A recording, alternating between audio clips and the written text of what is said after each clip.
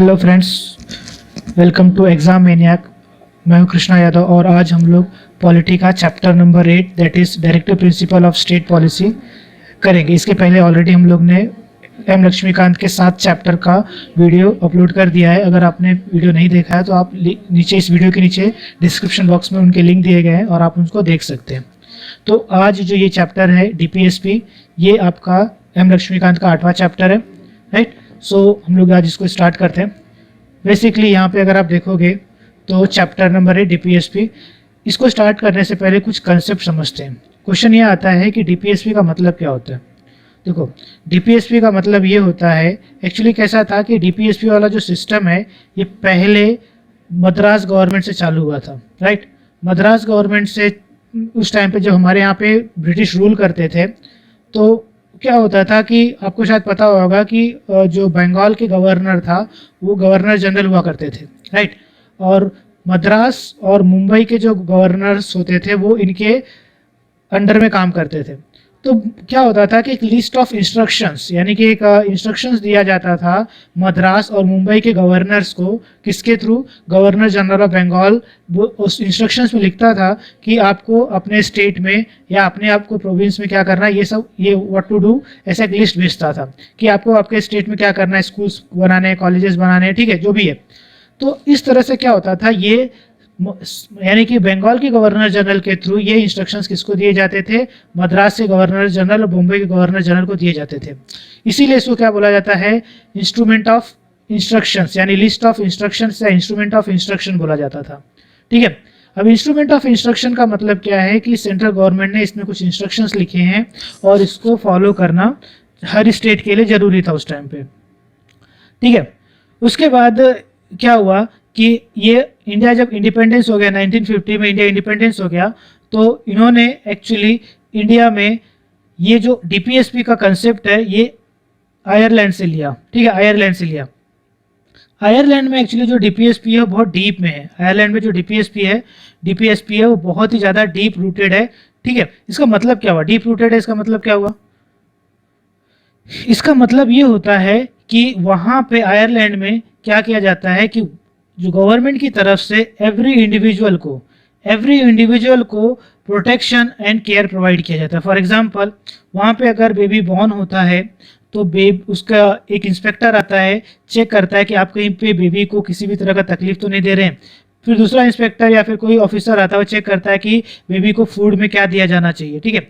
इस तरह से क्या होता है, उसका ओवरऑल इंस्पेक्शन किया जाता है, यानी कि वहाँ की जो गवर्नमेंट है वो पूरी तरह से मेक श्योर करती है, एवरी इंडिविजुअल पर ध्यान देती है।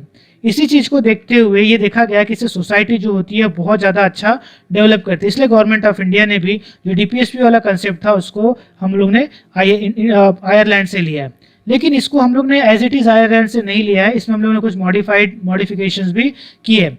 जैसे कि पहले भी हुआ करता था इंस्ट्रूमेंट ऑफ इंस्ट्रक्शन, यानी कि जो अपना सेंटर है, यहाँ पे देखो बंगाल सेंटर हुआ करता था और मुंबई और जो मद्रास है ये इसके प्रोविंस हुआ करते थे।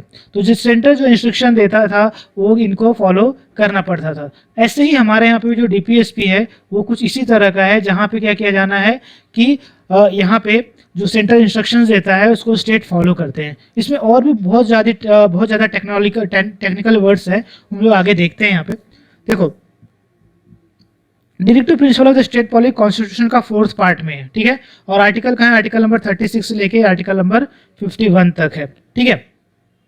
The farmers of the constitution borrowed from the Irish government, Irish constitution of 1973, ठीक है, 1937, I'm sorry, ठीक है, which had occupied the from the Spanish constitution, यानी कि वो स्पेनिश कॉन्स्टिट्यूशन से आया हुआ था।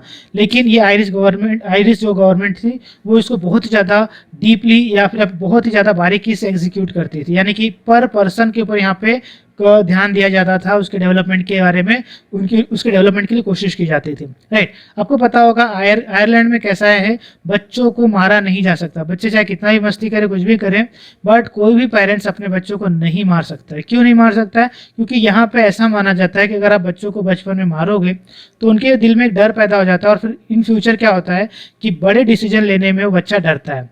लेकिन इंडिया में देखोगे तो आपको उल्टा ही दिखाई देगा। जब तक पेरेंट्स बच्चों को मारे ना, तब तक बच्चों को भी नहीं समझ में आता है कि मेरे पेरेंट्स कौन है, ठीक है, एक बार अच्छे से मार खा लेते हैं तो समझ जाते हैं कि हाँ यही मेरे पेरेंट्स है। तो आप समझ लो कितना बोलते हैं ना कि कितना चेंज है आयरलैंड में और आपके इंडियन फैमिली में। ठीक है, तो इसीलिए हम लोग ने आयरलैंड से ये कंसेप्ट लिया कि यहाँ पे पर पर्सन को कॉन्सेंट्रेट किया जा रहा है, पर पर्सन पर ध्यान दिया जा रहा है। हम लोग पर पर्सन पर ध्यान नहीं दे पाएंगे, एटलीस्ट अगर ये रहेगा तो एक सोसाइटी पर क्या किया जाएगा, कॉन्सेंट्रेट किया जा सके, एटलीस्ट पर पर्सन नहीं सही, एटलीस्ट एक बड़ी सी सोसाइटी डेवलप हो जाएगी। इसीलिए हम लोग ने जो डीपीएसपी है ये हम लोग ने आयरलैंड की गवर्नमेंट से लिया है। ठीक है, ठीक है। इसके बाद डॉक्टर बाबा साहब अम्बेडकर ने इसको novel feature of the constitution बोला। ठीक है, जो हमारे डॉक्टर बाबा साहब अम्बेडकर थे, इन्होंने क्या बोला, इसको novel feature of the constitution. Novel feature मतलब बहुत ही अच्छा, बोलते ना कि सबसे अच्छा फीचर इसमें बोला गया कि बोलते ना कि प्रेस्टीज काम जिसको बोलते हैं वो इसको बोला था। ठीक है, the directive principle along with the fundamental rights contain the philosophy of the constitution and its soul of the constitution. ठीक है, यानी कि जो डायरेक्ट कॉन्स्टिट्यूशन है, जो अपना डीपीएसपी है, directive principle of state policy, ये और फंडामेंटल राइट्स दोनों कैसा एक दूसरे से बहुत ज़्यादा लिंक्ड है। चलो आगे देखते हैं इसमें क्या होने वाला है। ठीक है, बेसिकली मैंने जैसे कि बताया कि आपका जो डीपीएसपी आर्टिकल नंबर 36 लेके आर्टिकल नंबर 51 तक है। ठीक है, ठीक है, आर्टिकल नंबर 36 में क्या बोला गया है कि डेफिनेशन ऑफ द स्टेट, जो कि ऑलरेडी हम लोग ने आर्टिकल नंबर 12 में पढ़ लिया, तो यहाँ पे आपको मेंशन करने की जरूरत नहीं है। ठीक है, अब एक और बात समझते हैं, कुछ इंपॉर्टेंट चीज़ें हम लोग यहाँ पे समझते हैं। इंपॉर्टेंट चीज़ें ये है कि जैसे कि डीपीएसपी है, वो अगर ये एक इंस्ट्रूमेंट ऑफ इंस्ट्रक्शन है, एक इंस्ट्रक्शन दिया जाता है सेंट्रल गवर्नमेंट की तरफ से स्टेट गवर्नमेंट को। कैसा इंस्ट्रक्शन, जैसे कि आपको हर एरिया में बोलते ना कि मेडिकल हेल्थ के लिए क्या होना चाहिए, हॉस्पिटल खोलना चाहिए। ठीक, गवर्नमेंट को, हर स्टेट की गवर्नमेंट को, यानी कि कौन दे रहा है, सेंट्रल गवर्नमेंट इंस्ट्रक्शन दे रहा है स्टेट गवर्नमेंट को कि स्टेट गवर्नमेंट को क्या करना चाहिए, हर 3 किलोमीटर पे स्कूल, एक प्राइमरी स्कूल होना चाहिए, हर 5 किलोमीटर पर एक हॉस्पिटल होना चाहिए। ठीक है, और इस तरह से ये सब चीज़ें होनी चाहिए। लेकिन ये जो इंस्ट्रक्शंस हैं ये कैसे हैं, नॉन जस्टिसेबल है, नॉन जस्टिसेबल। और जैसे कि मैंने आपको बताया कि जस्टिसेबल का मतलब नहीं, आपको मैंने ऑलरेडी बता चुका है। अगर फिर से एक बार बता देता हूँ कि जस्टिसेबल और नॉन जस्टिसेबल में डिफरेंस क्या होता है। जैसे कि आपका जो फंडामेंटल राइट है,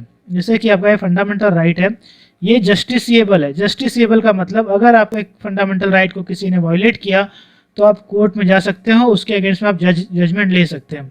लेकिन डीपीएसपी जो है वो नॉन जस्टिसेबल है। नॉन जस्टिसेबल का मतलब क्या होता है कि जब ये नॉन जस्टिसेबल है, इसका मतलब ये है कि अगर डीपीएसपी के थ्रू कोई भी इंस्ट्रक्शंस फॉलो नहीं किए जाते हैं तो कोई भी बंदा गवर्नमेंट के अगेंस्ट में केस नहीं बोलता ना कि एफआईआर नहीं कर सकता। मतलब कहने का मतलब यहाँ पे, सपोज करो सेंट्रल गवर्नमेंट ने कोई इंस्ट्रक्शंस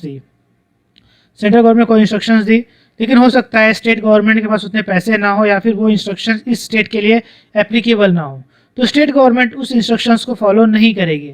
तो इसका मतलब ये नहीं है कि उस स्टेट गवर्नमेंट के जो पर्सन है वो जाके क्या करें, हाई कोर्ट में या सुप्रीम कोर्ट में अपील करें कि इन्होंने क्या किया है कि हमारे जो इंस्ट्रक्शन है उसको फॉलो नहीं किया। ठीक है, क्यों, क्योंकि जो डीपीएसपी है ये नॉन जस्टिसेबल है। नॉन जस्टिसेबल इसलिए है क्योंकि हो सकता है उस इंस्ट्रक्शंस का जो इफेक्ट है उस पर्टिकुलर स्टेट में एडवर्सली पड़े। अंडरस्टैंड, तो कुछ भी हो सकता है। फॉर एग्जाम्पल अगर आपको ये बताऊं कि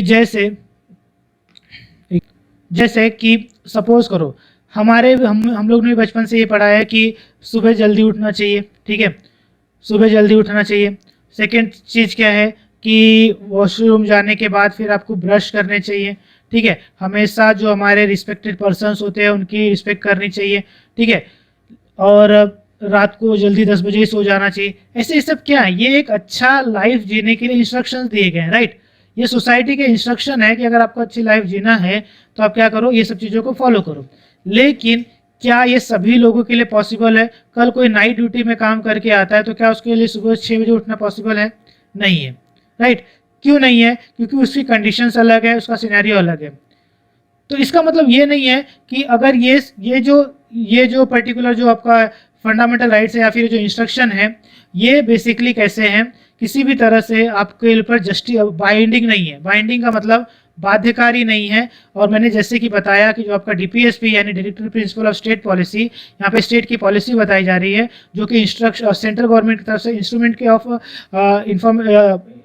इसके लिस्ट ऑफ इंस्ट्रक्शंस के थ्रू आती है। उनको स्टेट फॉलो करे या ना करे उससे कोई मतलब नहीं है, ठीक है। स्टेट उसको फॉलो कर भी सकता है, नहीं भी कर सकता है, यानी कि ये कैसा है, नॉन जस्टिसेबल। अगर स्टेट फॉलो नहीं करता है तो कोई भी स्टेट की गवर्नमेंट के ऊपर कंप्लेन नहीं कर सकता है कि आप इसको फॉलो क्यों नहीं कर रहे हो। क्यों? क्योंकि ये नॉन जस्टिसेबल है, इसके ऊपर कोई जस्टिस नहीं मिलता,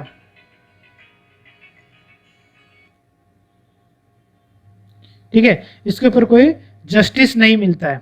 लाइक फंडामेंटल राइट्स, जैसे कि फंडामेंटल राइट का वायलेशन होगा तो आप कोर्ट में जा सकते हो। वैसे ही अगर स्टेट गवर्नमेंट डीपीएसपी के इंस्ट्रक्शंस को फॉलो नहीं करती है तो उसके अगेंस्ट स्टेट गवर्नमेंट के अगेंस्ट में कोई भी कोर्ट में नहीं जा सकता, क्योंकि डीपीएसपी नॉन जस्टिसेबल है। तो पहला इसमें कंडीशन मैंने क्या बताया था कि इसमें इंपॉर्टेंट चीज़ क्या है। First, it is a part of the fourth part of the constitution, article number 36 to 51।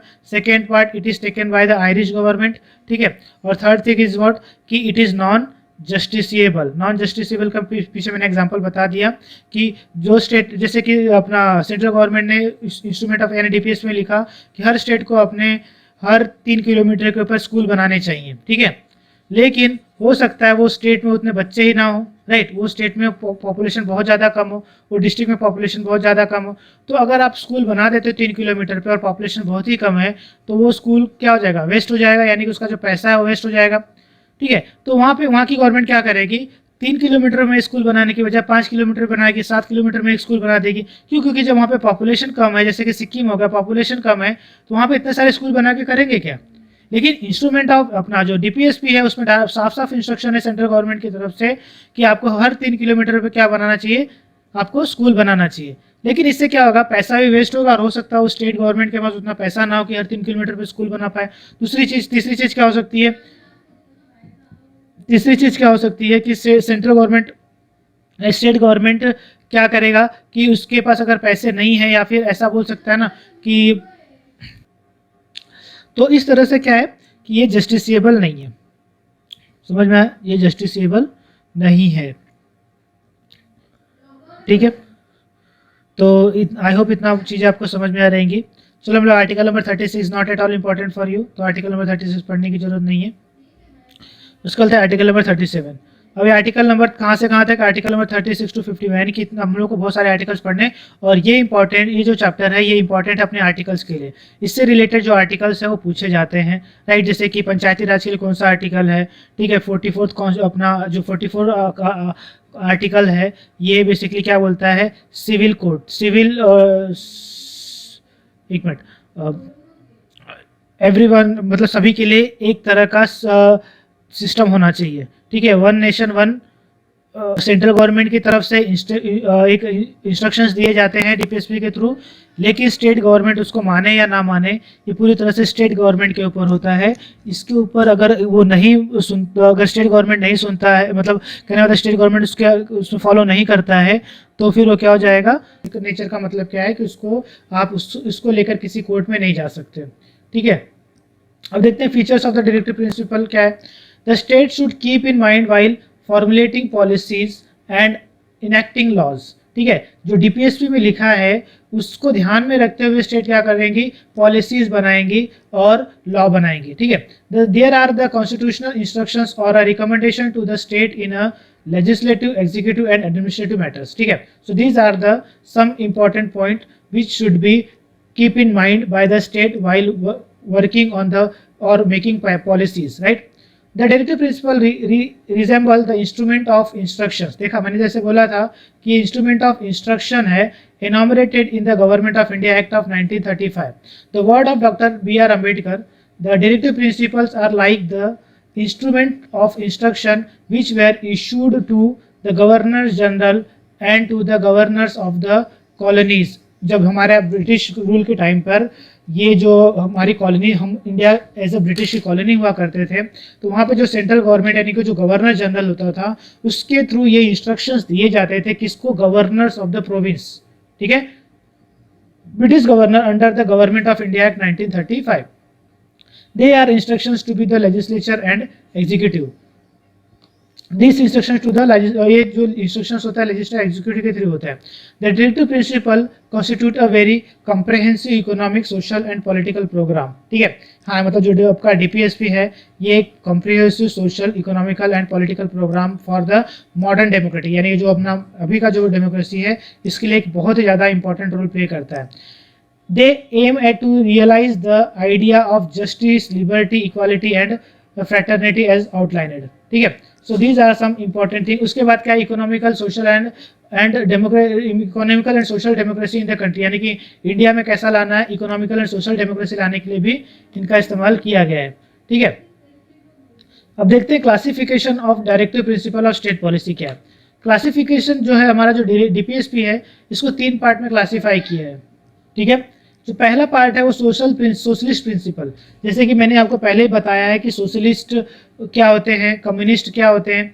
ठीक है, और सोशलिज्म से सोशलिस्ट आए, और उसके बाद डेमोक्रेटिक क्या होते हैं। तो यहाँ पे कुछ प्रिंसिपल किसके दिए हैं, सोशलिस्ट प्रिंसिपल के पार्ट हैं। ठीक है, कुछ डीपीएसपी वो गांधीयन प्रिंसिपल को फॉलो करते हैं। ठीक है, गांधीयन प्रिंसिपल का क्या मतलब था कि गांधी जी का मानना यह था कि जो डेवलपमेंट है ना, डेवलपमेंट जो है वो हमारा लास्ट बेंच से आना चाहिए। यानी कि लास्ट लाइन का मतलब ये होता है कि अगर यहाँ पे जो ऑलरेडी पुअर पर्सन है, जो रिच पर्सन है वो बीच वाले हैं, और जो लास्ट लाइन का मतलब एकदम पुअरेस्ट से पुअरेस्ट पर्सन से डेवलपमेंट स्टार्ट करोगे तो वो डेवलपमेंट वहाँ लास्ट लाइन से स्टार्ट होकर सेंटर में आएगी। ठीक है, तो गांधीयन प्रिंसिपल क्या बोलता था कि आप क्या करो, अपने घरों में ही डेवलपमेंट स्टार्ट करो, यानी पुअर पीपल से डेवलपमेंट स्टार्ट करो, वो रिचर पीपल तक अपने आप पहुंच जाएगा। ठीक है, उसके बाद क्या, लिबरल प्रिंसिपल्स, कुछ लिबरल प्रिंसिपल है यानी कि पूरी तरह से आज़ाद ख्याल के। तो यानी कि ये जो अपना डीपीएसपी है 3 कैटेगरी में डिवाइड किया गया है, सोशलिस्ट प्रिंसिपल, गांधीयन प्रिंसिपल और लिबरल प्रिंसिपल। ठीक है, जिसमें आर्टिकल्स अब यहाँ पे देखोगे तो कोई सोशलिस्ट प्रिंसिपल के लिए कुछ आर्टिकल्स है, और अपना गांधीयन प्रिंसिपल के लिए कुछ आर्टिकल्स है, और इसके लिए कुछ आर्टिकल्स है। राइट, सोशलिस्ट प्रिंसिपल क्या बोलता है, देखो सोशलिस्ट प्रिंसिपल में आर्टिकल नंबर 38 आता है। ठीक है, आर्टिकल के साथ याद रखना। ठीक है, आप पढ़ोगे ना तभी समझ में आ जाएगा कि सोशलिस्ट प्रिंसिपल क्या होता है और गांधीयन प्रिंसिपल क्या है। सोशलिस्ट प्रिंसिपल मतलब ऐसा प्रिंसिपल जो सोसाइटी को इक्वलिटी की तरफ लेके जाए। याद रखना, सोशलिस्ट प्रिंसिपल का मैंने ऑलरेडी बता चुका हूँ। सोशलिस्ट प्रिंसिपल का मतलब होता है कि ऐसा कोई इंस्ट्रक्शंस जो सोसाइटी में इक्वलिटी को डेवलप करे। तो जैसे यहाँ पे, to promote the welfare of the people by securing social order permitted by justice, social, economical and political, and to minimize inequalities in the income, state facilities and opportunities। वही बोल रहा है जैसे कि मैंने बोला ना कि इक्वालिटी की बात करेंगे, तो इक्वालिटी की बात में क्या बोल रहे हैं, सभी लोगों को बराबर का social, economical and political justice मिलना चाहिए, और साथ ही साथ क्या होना चाहिए कि उनके बीच में, जो अमीर और गरीब के बीच में जो खाई है, यानी अमीर बहुत ज़्यादा अमीर है, गरीब बहुत ज़्यादा गरीब, ऐसा नहीं होना चाहिए। अमीर और गरीब के बीच में ज़्यादा गैप नहीं होना चाहिए। ठीक है, इसी चीज को मिनिमाइज द इनइक्वालिटीज, यानी कि इनइक्वालिटीज को आप क्या करो, मिनिमाइज करने की बात करता है। यानी कि आपका जो इंस्ट्रूमेंट, आप जो स्टेट गवर्नमेंट जो भी पॉलिसी बनाए, उस ऐसा इंस्ट्रक्शन कौन दे रहा है, सेंट्रल गवर्नमेंट दे रहा है। सेंट्रल गवर्नमेंट स्टेट गवर्नमेंट को इंस्ट्रक्शन दे रहा है कि आप जो भी पॉलिसी बनाओगे इसमें मेक श्योर करोगे कि सभी लोगों को social, economical and political justice मिले। ठीक है, उसके बाद क्या हो, उनके बीच में का जो गैप है, इनइक्वालिटीज है उनके बीच में का, वो बहुत ही कम हो। ठीक है, उनके इनकम के साइज में, उनके स्टेटस में, उनकी फैसिलिटीज़ में। ठीक है, यानी कि ऐसा नहीं कि गरीब को कुछ भी ना मिले और अमीर को बहुत सारी फैसिलिटीज़ देती जाए। ठीक है, उनके बीच में का इनकम गैप है, किसी को 100 रुपये साल भर का कमा रहा है, दिन का कमा रहा है, और कोई दिन का 50,000 रुपये भी कमा रहा है। तो ये जो गैप है ये कम करना है, यानी कि जो पैसा का डिस्ट्रीब्यूशन है वो एक ही जगह पे, मतलब होता है कि पैसे का जो डिस्ट्रीब्यूशन है वो सब पे इक्वली होना चाहिए, एक जगह पे कॉन्सेंट्रेट नहीं होना चाहिए। नेक्स्ट है आर्टिकल नंबर 39। ठीक है, आर्टिकल नंबर 39 क्या बोलता है, right to equality means of livelihood, right to adequate means of livelihood for all citizen. यानी कि देखो इसमें 3-4 पॉइंट है, ध्यान से रखना। जिसमें आर्टिकल नंबर 39A क्या बोलता है, सभी लोगों के पास ये राइट होना चाहिए कि वो अपने लिए अपना लाइवलीहुड कमा सके, अर्न कर सके। ठीक है, the right to adequate means of livelihood for all citizen, सभी सिटीजन के लिए एडिक्वेट मीन्स ऑफ लाइवलीहुड कमाने का राइट दिया जाना चाहिए हर स्टेट गवर्नमेंट की तरफ से। कौन बोल रहा है, सेंट्रल गवर्नमेंट बोल रहा है, किसको बोल रहा है, स्टेट गवर्नमेंट को, थ्रू द डीपीएसपी। डीपीएसपी क्या है, instrument of accession, instrument of instructions है। बी देखो क्या है, the equitable distribution of material resources of the community for the common goods. ठीक है, बोलने का मतलब क्या है कि जो मटेरियल का डिस्ट्रीब्यूशन अगर गवर्नमेंट करवाती है, जैसे किसी को अनाज बंटवा रही है, राइट, जैसे कि आपने देखा होगा कि क्वारंटाइन के टाइम पे, कोरोना के टाइम पे बहुत सारे लोगों को फ्री में अनाज बांटा जा रहा था। तो इसमें ये बात बोली गई है कि हर गवर्नमेंट को ये मेक श्योर करना चाहिए कि यहाँ पे जो डिस्ट्रीब्यूशन होगा वो ऐसा नहीं कि पार्शियल हो जाना चाहिए, अपने लोगों को सब कुछ दे दिया जाए और गरीबों को कुछ ना दिया जाए। तो पार्शियल नहीं होना चाहिए, वो कहना चाहिए इक्विटेबल यानी इक्वल होना चाहिए। ठीक है, किसके किसके लिए, सभी यानी सभी लोगों के लिए इक्वल होना चाहिए। को क्या, सारे रिसोर्सेज जो गवर्नमेंट, जो फैसिलिटीज गवर्नमेंट एक जन को दे रही है। ठीक है, सो ये बात कौन बोलता है, सेंट्रल गवर्नमेंट स्टेट गवर्नमेंट को बोल रहा है। थर्ड है prevention of concentration of wealth, यानी कि कोई भी अगर पैसा को ब्लैक मनी, जिसको बोलते हैं कॉन्सेंट्रेशन ऑफ वेल्थ, मतलब पैसा जमा करना। ऐसा इसलिए कि अगर पैसा एक जगह पे जमा हो जाएगा तो मार्केट में आ नहीं पाएगा, और इससे क्या होगा, जो पैसे का वैल्यू वो खत्म होता चला जाएगा। इससे बहुत सारे कॉन्सिक्वेंसेस आते हैं, लेकिन हम लोग अभी यहाँ पर डिस्कस नहीं करेंगे। अभी यहाँ पे इतना समझ लो कि कोई भी यहाँ पे वेल्थ को पूरी तरह से क्या कॉन्सेंट्रेट नहीं कर सकता, मतलब सारे वेल्थ एक आदमी के पास नहीं जा सकते। होना क्या चाहिए, जो पैसा है वो सब में थोड़ा बहुत ऊपर नीचे करके, लेकिन एकदम इक्वली डिस्ट्रीब्यूट होना चाहिए। ठीक है, उसके बाद ई क्या है, preservation of the health and strength of the workers and childrens against forcible abuse. ठीक है, सभी जो वर्कर्स होते हैं, चिल्ड्रंस होते हैं, जो काम करने जाते हैं, उनका जो बोलते हैं ना कि एक हेल्थ जो है वो गवर्नमेंट, वहाँ की कंपनी या फिर वहाँ की गवर्नमेंट देखिए। ठीक है, इससे क्या होगा, वो स्ट्रांग रहेंगे और उनको ज़्यादा टाइम तक बोलते हैं ना कि अपने आप को सर्वाइव कर पाएंगे। उसके बाद क्या है, नेक्स्ट है opportunities for the healthy development of children. ठीक है, अभी यहाँ पे बोला गया है कि सभी चिल्ड्रंस को हेल्दी डेवलप होने का अपॉर्चुनिटी मिलना चाहिए। कौन बोल रहा है, सेंट्रल गवर्नमेंट बोल रहा है। किसको बोल रहा है, स्टेट गवर्नमेंट को बोल रहा है। अब स्टेट गवर्नमेंट इसको फॉलो करे या ना करे, पूरी तरह से स्टेट गवर्नमेंट के ऊपर डिपेंड करता है। ठीक है, ये पूरी तरह से डिपेंड करता है। ठीक है, आगे चलते हैं। तो आर्टिकल नंबर 38 39 हो गया। आर्टिकल नंबर 39 ए बाद में जोड़ा गया, जैसे कि मैंने बताया था, किसी भी आर्टिकल के आगे अगर ABC लिखा हुआ है तो इसका मतलब समझ लेना कि वो बाद में जोड़ा गया है।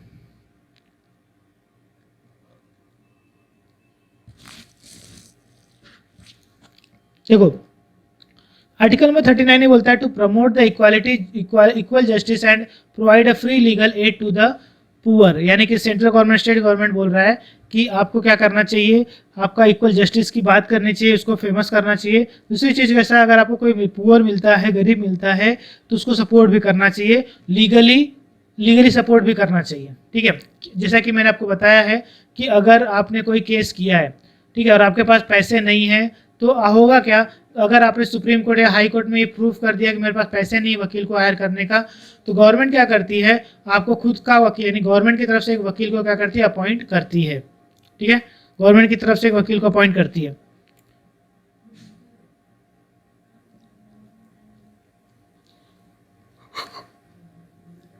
Free of cost. ठीक है, उसके बाद नेक्स्ट है आर्टिकल नंबर 41। देखो, ये जितने भी आर्टिकल में पढ़ा रहा हूँ ना, सोशलिज्म से।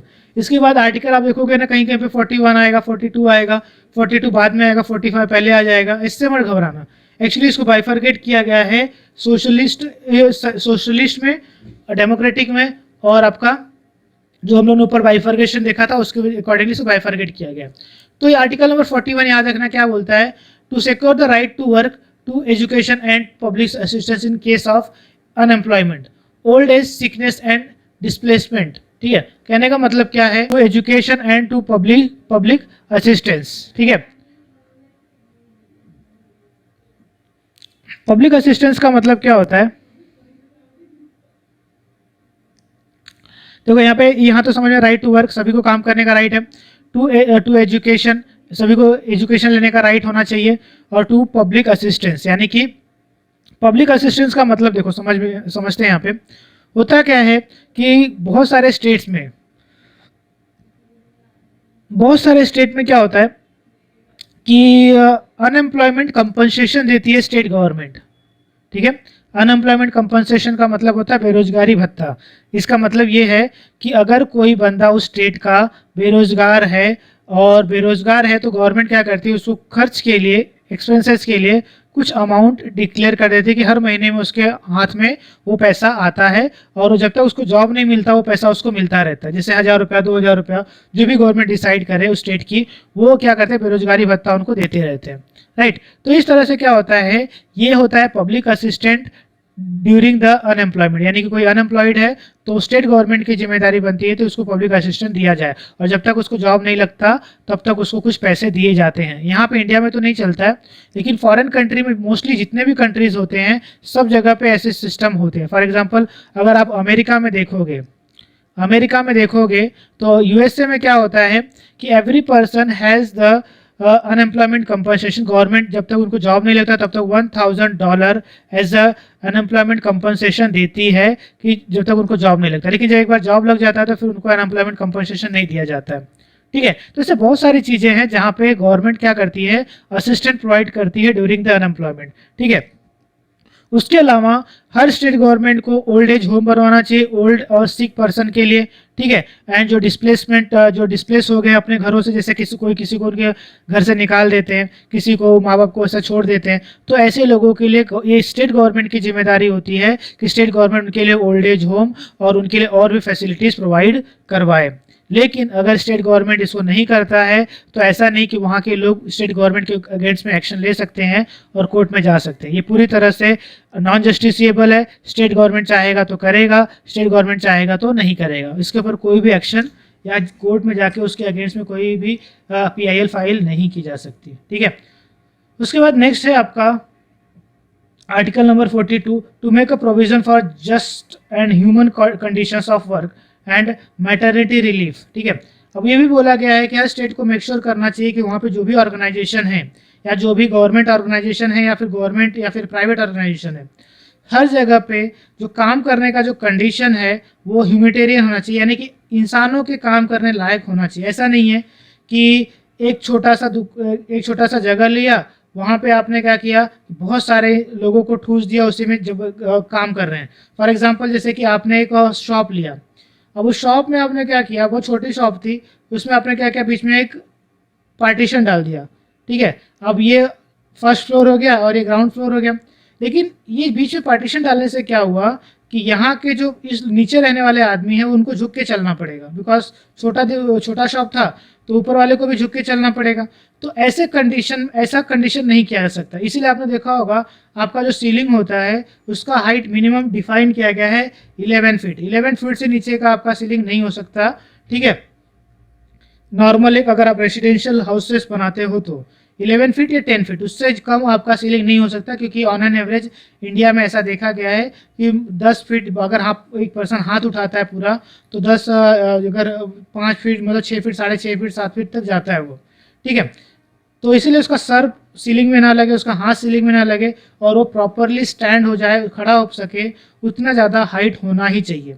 नहीं तो अगर ऐसा नहीं रखेंगे ना तो क्या होगा, बहुत सारे यहाँ पे जो बिजनेसमैन है बहुत लालची होते हैं, उनको इस बात से लेना देना नहीं होता है कि इंसान किस कंडीशन में काम कर रहा है, ठीक है। वो लोग क्या करेंगे, 2 ऑफिस खोलने की बजाय एक ही ऑफिस में पार्टीशन डाल के 2 ऑफिस खोल देंगे। वो यहाँ पे देखो जैसे ऑर्गेनाइजेशन होती है, यहाँ पे चेक किया जाता है, जैसे मुंबई की बात कर रहा हूँ कि वहाँ पे अपना टॉयलेट होना चाहिए, ठीक है। स्टाफ के लिए अलग टॉयलेट होना चाहिए, जेंट्स के लिए अलग टॉयलेट होना चाहिए, लेडीज़ के लिए अलग टॉयलेट होना चाहिए, 2 एग्जिट होना चाहिए कि अगर कल को कुछ प्रॉब्लम होता है तो एक एग्जिट बंद होगा, दूसरा एग्जिट होना चाहिए। तो ये सारी चीज़ें कौन मेक श्योर करता है, स्टेट मेक श्योर करता है जब कंपनियां बाहर से आती हैं। अब देखो एक टॉयलेट बनाना बड़ा सा इतना बड़ा, तो इसमें गवर्नमेंट क्या होता है कंपनियां खर्चा करना नहीं चाहती, वो चाहती कि जितना ज़्यादा पैसा हो सके उतना ज़्यादा बचा ले।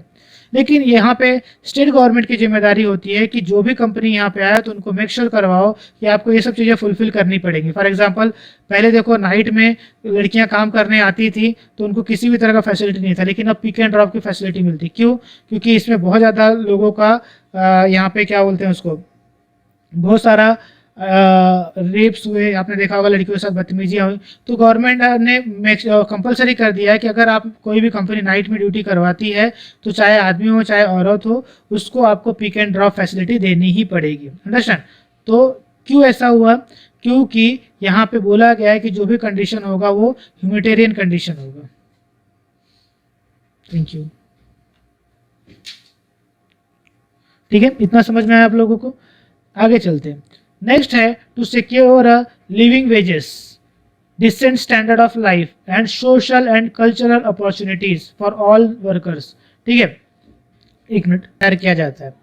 ठीक है, और पहले क्या था कि अगर आप एज अ वर्कर आए हो तो लाइफ टाइम आप एज अ वर्कर ही काम करोगे, लेकिन अब क्या है, हर गवर्नमेंट क्या करती है, हर ऑर्गेनाइजेशन को ये नोटिस भेजती है कि आप क्या करोगे, internal job posting IJP internal job posting लाओगे। यानी कि अगर आपके किसी भी डिपार्टमेंट में वैकेंसी खाली है तो पहले आप अपने कंपनी में इस वैकेंसी को सर्कुलेट करोगे कि ऐसा भी हो सकता है कोई हाईली एजुकेटेड पर्सन है और वो किसी और डिपार्टमेंट में काम कर रहा है, लेकिन उसको किसी और डिपार्टमेंट में काम करना था, लेकिन अनफॉर्चुनेटली उसको जॉब नहीं मिला था, इसलिए जो उसको जो मिला वो इसमें ही कर लिया। तो इंटरनल जॉब पोस्टिंग में क्या किया जाता है, ऐसे वर्कर जो एज अ वर्कर काम कर रहे हैं उनको भी मैनेजमेंट में लाने का चांस होता है। कहने का मेरा मतलब ये है, पहले ये सब नहीं था, लेकिन अब गवर्नमेंट ने बहुत ज़्यादा सुधार किया है। हर स्टेट गवर्नमेंट क्या करती है, अगर उनके यहाँ पे किसी को कंपनी लगानी है तो इन सब चीज़ों को फॉलो करना पड़ता है। ठीक है, तो इस तरह से क्या होता है कि वहाँ पे वर्कर्स के लिए भी बहुत ज़्यादा बेनिफिट्स पहुँचाया जाता है। ठीक है, उसके बाद गवर्नमेंट बोलती है कि वर्कर का जो लिविंग वेजेस है उसको भी सिक्योर किया जाता है। यानी कि अगर किसी कंपनी में काम करते और कंपनी वाला पैसा नहीं देता है तो डायरेक्टली वर्कर्स क्या कर सकते हैं, पुलिस स्टेशन में जाके उनके अगेंस्ट में कंप्लेन फाइल कर सकते हैं और गवर्नमेंट उसके ऊपर एक्शन लेगी। ठीक है, तो ये है आर्टिकल नंबर 43। नेक्स्ट आते हैं आर्टिकल नंबर 43A।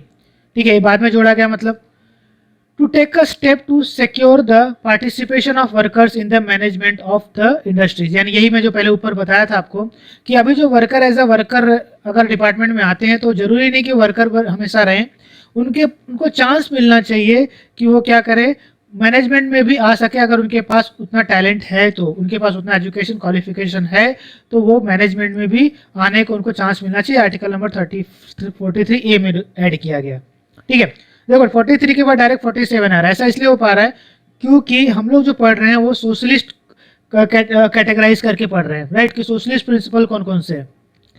नेक्स्ट है to raise the level of nutrition and the standards of living of people and to improve the public health. ये स्टेट गवर्नमेंट की जिम्मेदारी बनती है कि लोगों का जो स्टैंडर्ड ऑफ लिविंग है उसको इम्प्रूव करना चाहिए, उनको न्यूट्रिशन फूड प्रोवाइड करना चाहिए, या फिर उनको बताना चाहिए कि कौन से फूड में कितना न्यूट्रिशन होता है और कौन सा फूड लेना जरूरी होता है। ठीक है, इस तरह से क्या है कि हर स्टेट गवर्नमेंट की जिम्मेदारी बनती है ये कि अपने यहाँ पे हर उस स्टेट के लोगों के लिए वो ये सब काम करे। ठीक है, इतना समझ में आया? ठीक है, तो आगे चलते हैं। ये तो थे आपके कौन से, सोशलिस्ट प्रिंसिपल।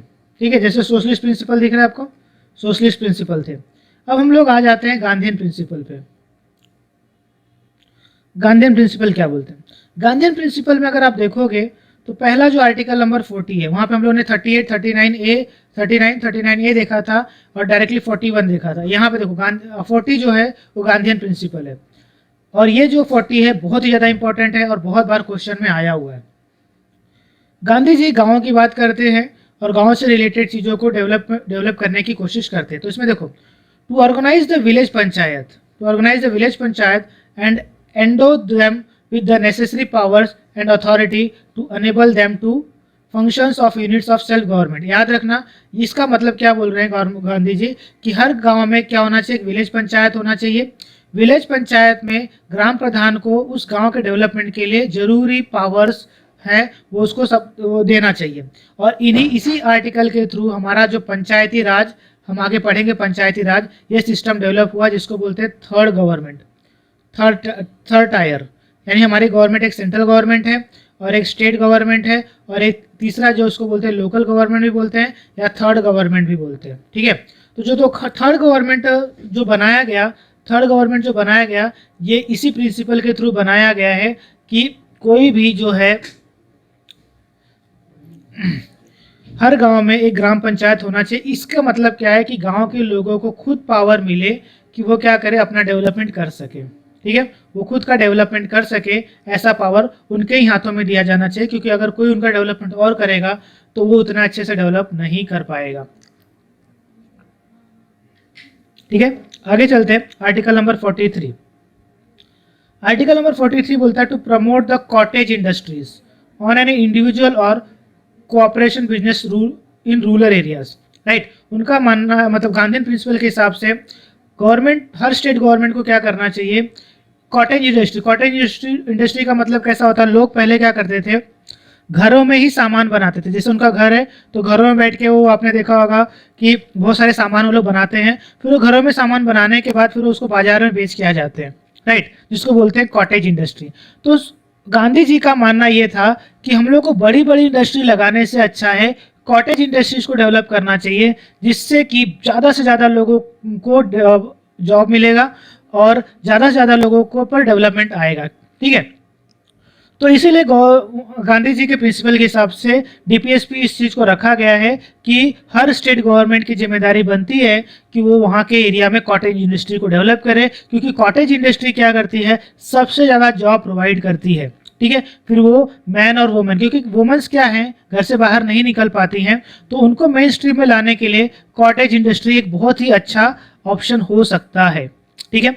इसीलिए डीपीएसपी में इसको इनेक्ट किया गया है, ठीक है। नेक्स्ट आते हैं,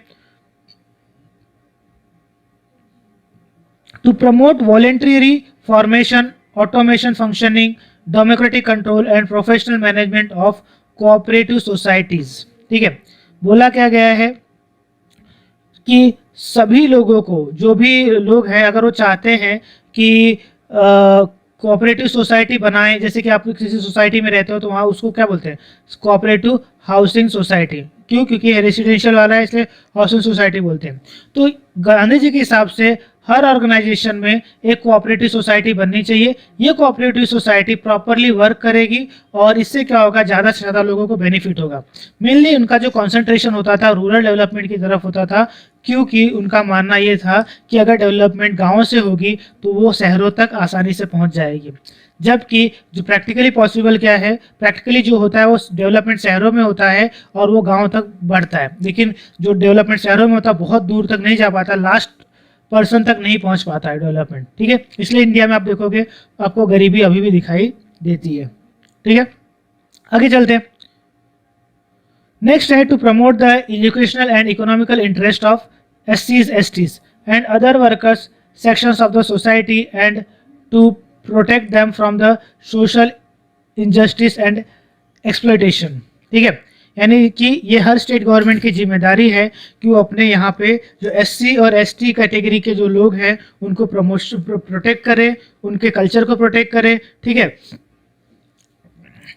उनको सोशली प्रोटेक्शन प्रोवाइड करे, क्योंकि उनको सोसाइटी में उनको उतनी रिस्पेक्ट नहीं मिलती, तो वो उनको रिस्पेक्ट दिलवाए, ठीक है। और भी बहुत सारी चीज़ें से उनको रिजर्वेशन के थ्रू क्या करे और उनको डेवलप करने की कोशिश करे। तो ये भी क्या था, गांधीयन प्रिंसिपल का आर्टिकल नंबर 46 था। नेक्स्ट है article number 47, to prohibit the consumption of intoxicating drinks and drugs which are injurious to health, article number 47। ये याद रख लेना, क्योंकि अभी आपने देखा होगा रिसेंटली बिहार ने क्या किया है, अपना बोलते हैं ना अल्कोहल पर बैन कर दिया है, ठीक है। ये किस, यानी कि कहने का मतलब क्या है, अब आप यहाँ से समझ जाओगे एग्जैक्टली क्या होता है। सेंट्रल गवर्नमेंट बोलती है हर स्टेट को कि अपने यहाँ पे प्रोहिबिट करना चाहिए consumption of intoxicating drugs and drinks, right. लेकिन आपको पता है कि जो पहला हमारे भारत का स्टेट है वो है गुजरात, जहाँ पे ड्रिंक अपना बोलते हैं अल्कोहल ऑफिशियली बंद है, भले वो ब्लैक मार्केटिंग के थ्रू आता है, लेकिन गवर्नमेंट ऑफ गुजरात के थ्रू ये बैन है। ऐसे ही आपने देखा होगा, लेकिन महाराष्ट्र में बैन नहीं है। क्यों? क्योंकि ये डीपीएसपी का पार्ट है, और डीपीएसपी का पार्ट होने के कारण स्टेट गवर्नमेंट के ऊपर कोई भी रिस्ट्रिक्शंस या उसको कंप्रेस नहीं किया जा सकता है कि आपको ये करना ही है। और आपको पता है हर स्टेट गवर्नमेंट का जो सबसे ज़्यादा पैसा आता है वो इसी से आता है। तो बिहार ने इसके ऊपर बैन कर दिया, गुजरात में पहले ही बैन था, यानी अभी 2 स्टेट में जो है वहाँ पे ड्रिंकिंग अलाउड नहीं है, यहाँ पे मिलता ही नहीं है। अगर आप खोजने भी जाओगे तो वहाँ पे अलाउड नहीं है, लेकिन इस सेंट्रल गवर्नमेंट इंस्ट्रक्शन देती है स्टेट गवर्नमेंट को सभी बंद कर दे, लेकिन सभी इसको नहीं बंद करते। आपने देखा गुजरात और बिहार ने बंद किया, लेकिन महाराष्ट्र और बाकी जितना भी स्टेट है वहाँ पे ये अलाउड है, ठीक है। नेक्स्ट है article number 48, to prohibit the slaughter of cows, calves and other milching and draught cattles and to improve their beats, ठीक है। ये यहाँ पे आर्टिकल नंबर 48 में साफ साफ लिखा हुआ है कि हर स्टेट गवर्नमेंट को ये मेक श्योर करना चाहिए कि जो शॉर्टर हाउसेस होते हैं जिनमें काउज और ये सब क्लेब्स को काटे जाते हैं या ऐसे एनिमल्स को काटे जाते हैं तो दूध देते हैं, उनको प्रोहिबिट करना चाहिए। उल्टा उनका इस्तेमाल किसे करना चाहिए, उनका जो मिल्किंग के लिए करना चाहिए और भी फर्टिलाइजर के लिए, सब चीज़ों के लिए करना चाहिए, उनको काटना नहीं चाहिए। तो कहने का मतलब क्या है, ये सब चीज़ें दी गई लेकिन हर स्टेट में एप्लीकेबल नहीं है। जो स्टेट जैसा समझता है अपने हिसाब से वैसा वो कुछ चीज़ें अप्लाइड करता है, कुछ चीज़ों को अप्लाइड नहीं करता है। क्यों? क्योंकि ये नॉन जस्टिसेबल है। चलो अब उसके बाद देखते हैं liberal intellectual principle. Liberal intellectual principle में जो आर्टिकल नंबर 44 है, आर्टिकल नंबर 44 है, उसमें है एक word uniform civil code. Uniform civil code का मतलब क्या होता है समझते हैं। एक्चुअली अभी करंट अफेयर में भी यूनिफॉर्म सिविल कोड, ठीक है, क्योंकि ऐसा बोला जा रहा है कि गवर्नमेंट ऑफ इंडिया क्या करने वाली, यूनिफॉर्म सिविल कोड लाने वाली। यूनिफॉर्म सिविल कोड का पहले मतलब हम लोग समझते हैं कि यूनिफॉर्म सिविल कोड है क्या। यूनिफॉर्म सिविल कोड का मतलब ये है कि आपने देखा होगा इंडिया में डिफरेंट टाइप के लोग रहते हैं, उनका कल्चर डिफरेंट है, उनका मैरिज करने का भी जो कल्चर होता है वो डिफरेंट होता है, ठीक है। इससे क्या होता है कि कहीं पे क्या होता है कि 3 तलाक होता है, ठीक है, कहीं पे आपका चर्च में सेपरेशन होता है, लेकिन इन सब चीज़ों में जो वुमेन्स होती हैं वो बहुत ज़्यादा पीसती हैं। क्यों? क्योंकि उन तलाक होने के बाद उनको कंपनसेशन नहीं मिलता है और वो अपने बच्चों को पढ़ा लिखा नहीं पाती हैं, ठीक है। तो इसीलिए बोला गया है कि चाहे शादी आप किसी भी रिचुअल में करो, आप किसी भी धर्म के हो, लेकिन जब तक वो शादी रजिस्टर नहीं की जाएगी तब तक उस शादी को नहीं माना जाएगा।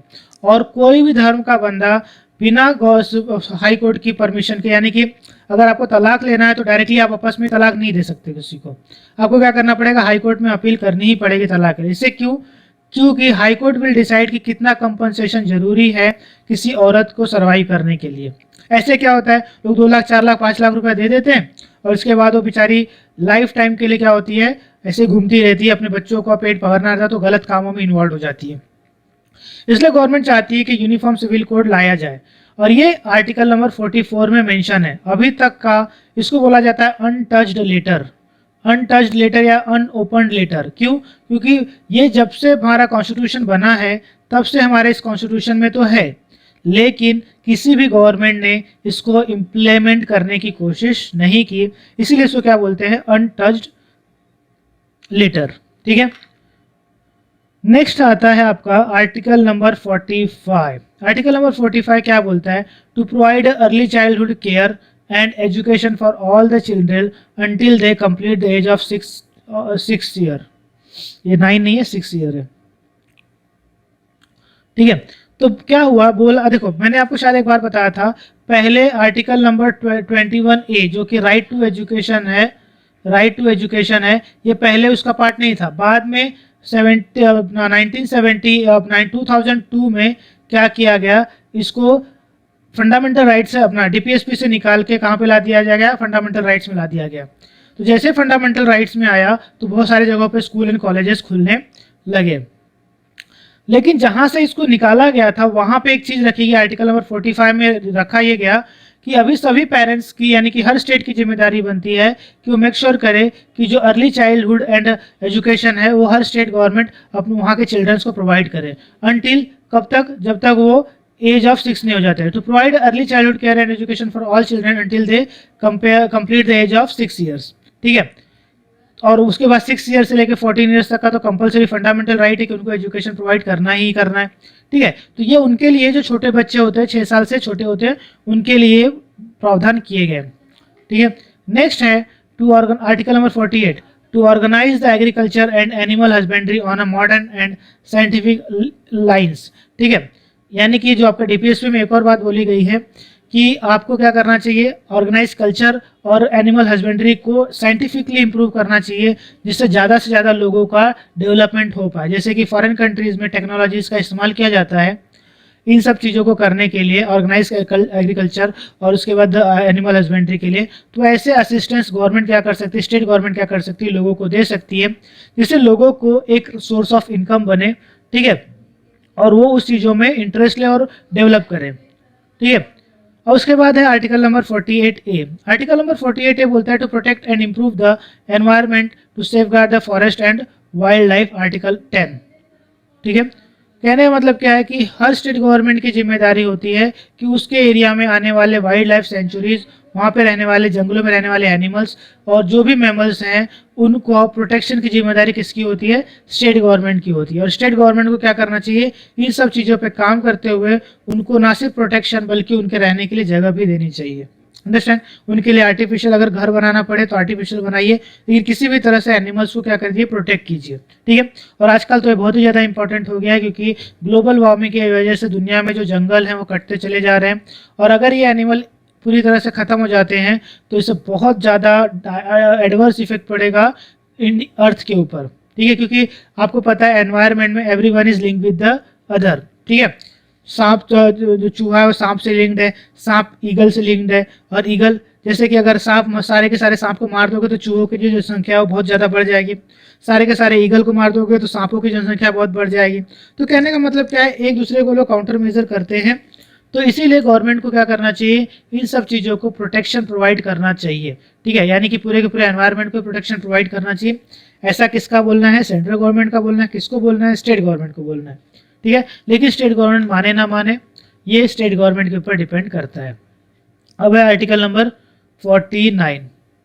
देखो आर्टिकल नंबर 49 क्या बोलता है? To protect the monuments, place and objectives of the artist और historic interest which are declare to be the national importance. ठीक है, हर स्टेट गवर्नमेंट को क्या करना चाहिए कि वो एरिया, जैसे मोनूमेंट्स होते हैं ना, जैसे कि ताजमहल है, ताजमहल किसके अंडर में आता है? यूपी के अंडर में आता है।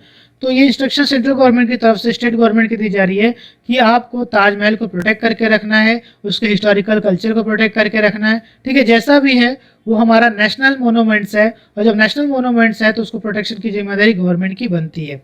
ठीक है, तो इसीलिए ये भी बोला गया है इसमें आर्टिकल नंबर 49 में कि protect the monuments, places and objects, यानी कि जो भी है मोनूमेंट्स और प्लेस भी हो सकता है, कोई बहुत ज़्यादा हिस्टोरिकल प्लेस हो सकता है। ऑब्जेक्ट जैसे कि रेड फोर्ट क्या है? हिस्टोरिकल प्लेस है। ठीक है, तो ऑब्जेक्टिव ऑफ आर्टिस्ट और historical interest which are declare to be the national importance. ठीक है, जो भी नेशनल इंपॉर्टेंस के लिए जरूरी है उसको आप क्या कर सकते हो? प्रोटेक्ट करने का जिम्मेदारी किसका? स्टेट गवर्नमेंट का। ठीक है, उसके बाद क्या है? नेक्स्ट क्या है? To separate the judiciary from the executive in a public service, article number 50। This is very important. Article number 50 याद रखना, 50 यानी 25 ऐसा आप समझ लो कि आर्टिकल नंबर 50 क्या बोलता है कि जो जुडिशरी का सिस्टम, जुडिशरी का जो पावर है उसको एग्जीक्यूटिव के पावर से सेपरेट रखना चाहिए। जुडिशरी का जो पावर है उसको एग्जीक्यूटिव पावर से क्या करना चाहिए? सेपरेट रखना चाहिए।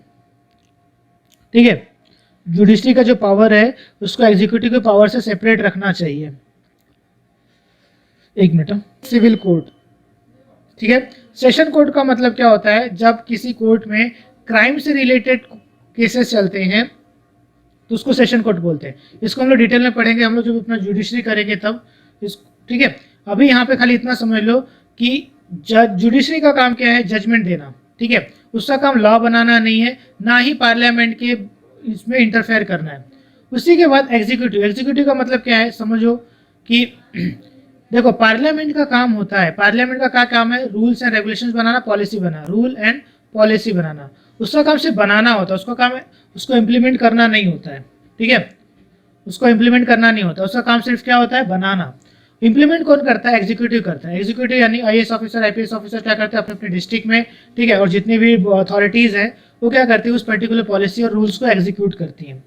तो इसीलिए आर्टिकल नंबर 50 क्या बोलता है कि हर स्टेट गवर्नमेंट को क्या करना चाहिए? एग्जीक्यूटिव पावर को जुडिशरी पावर से सेपरेट रखना चाहिए। क्यों? क्योंकि एग्जीक्यूटिव पावर और जुडिशरी पावर एक दूसरे के अगेंस्ट में आ जाती हैं, और इससे क्या होगा कि हमारे डेमोक्रेसी पे खतरा आ जाएगा। दूसरी चीज़ कैसा है कि हमारा काम नहीं होगा तो हम लोग और भी पीछे छूटते हुए चले जाएंगे। अंडरस्टैंड?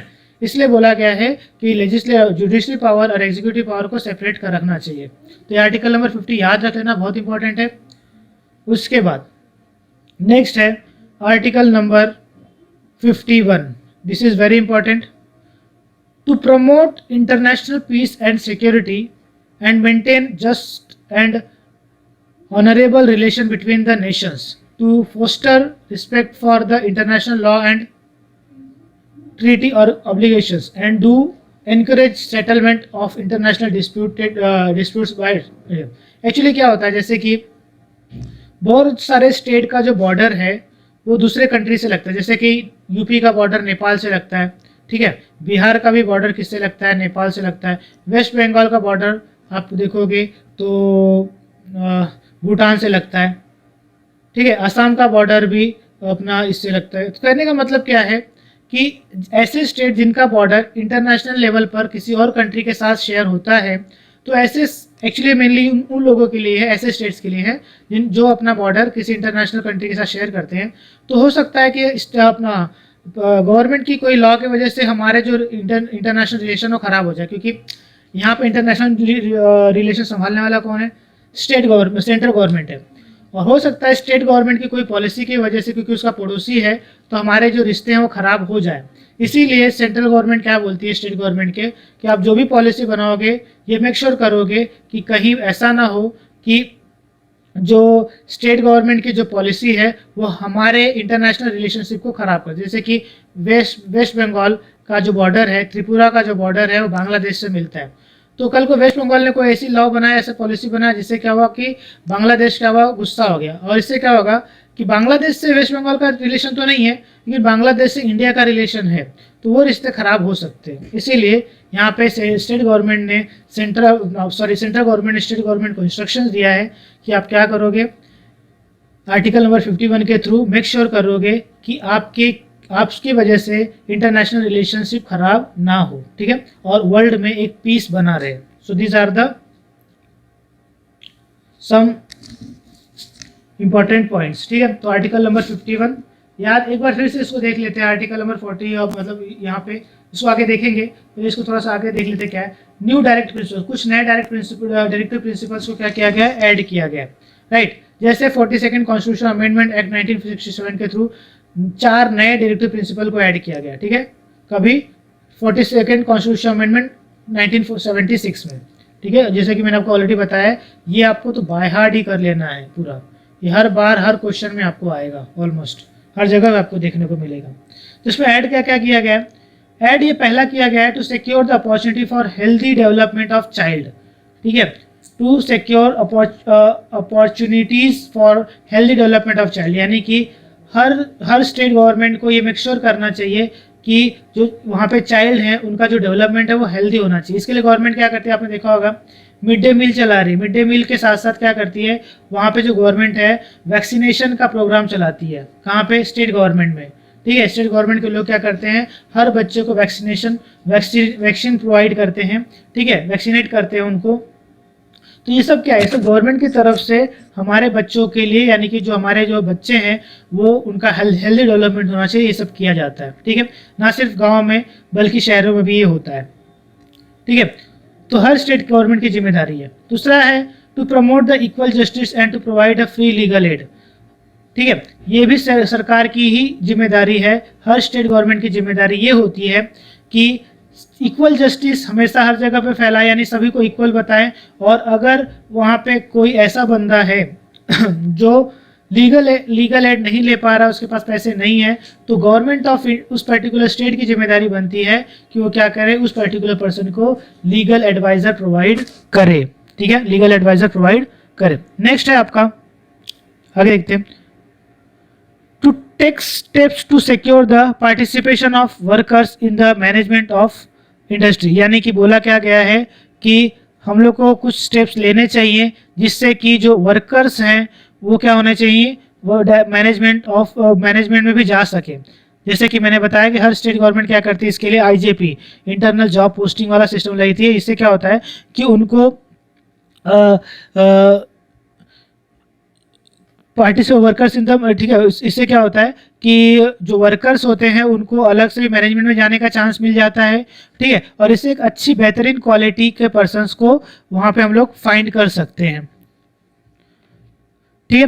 तो आगे जो चौथा एंड लास्ट क्या ऐड किया गया है, to protect and improve the environment and safeguard the forest and wild life sanctuaries. देख रहा, याद रखना, पहले ये नहीं था, लेकिन 42nd कॉन्स्टिट्यूशनल के थ्रू ये लाया गया। क्या लाया गया कि हम लोग को क्या करना चाहिए, एनवायरनमेंट को प्रोटेक्ट करना चाहिए, और हमारे जो जंगल हैं, वाइल्ड एनिमल हैं, उनको भी उनके भी प्रोटेक्शन की जिम्मेदारी हमारी ही बनती है।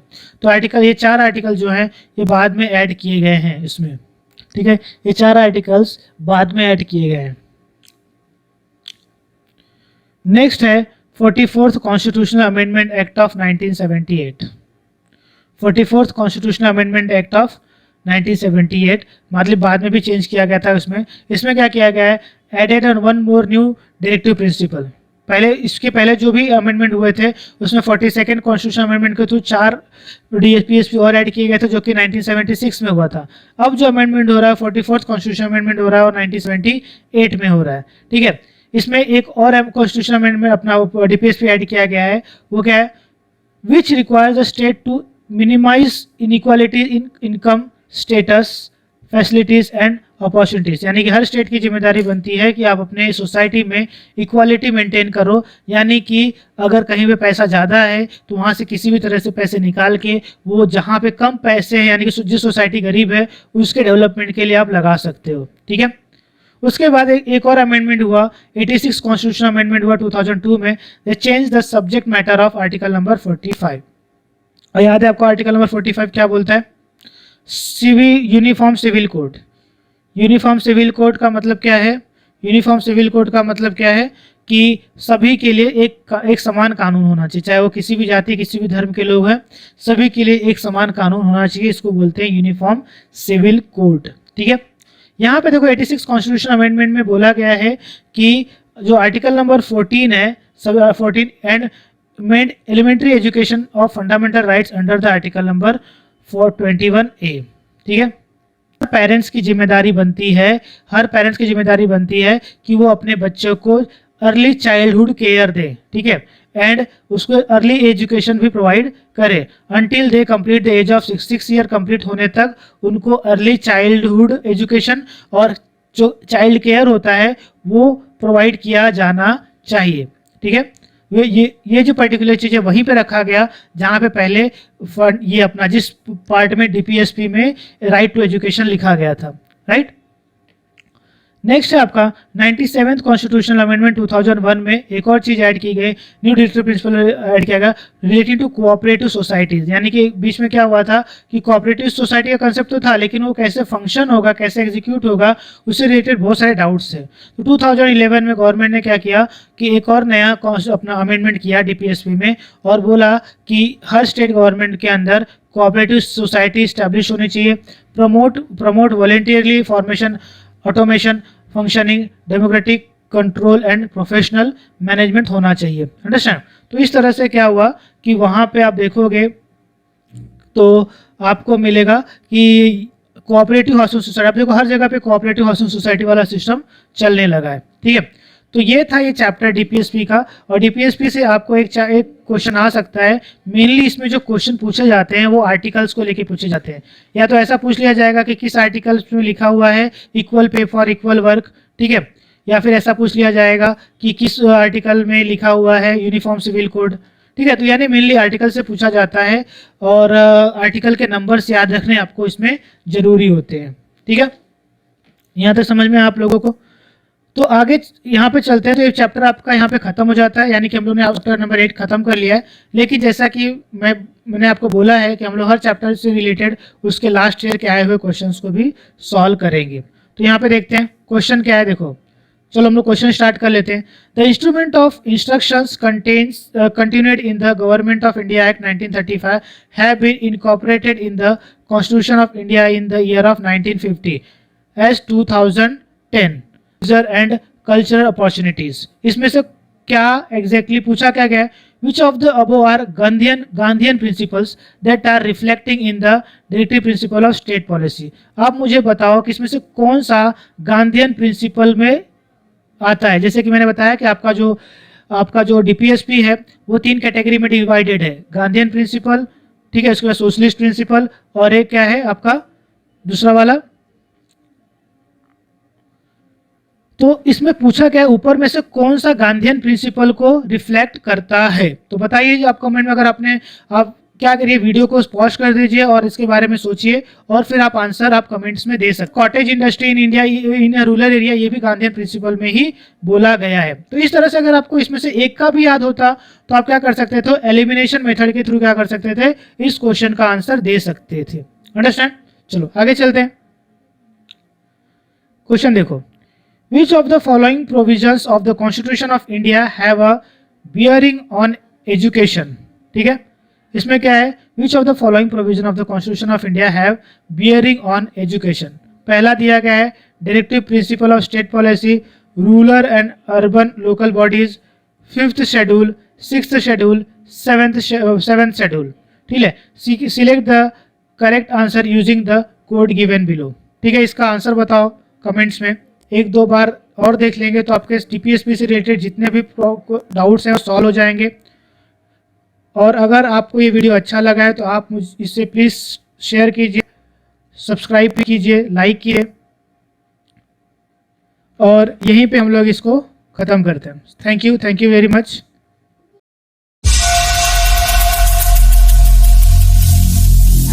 Every single day